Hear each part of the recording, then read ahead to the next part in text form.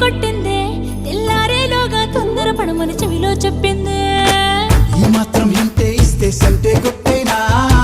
ఓ రెండు మూరల మల్లెల చేతికి చుట్టేనా ఈ అల్లరి గాలేమో అల్లుకు పొమ్మందే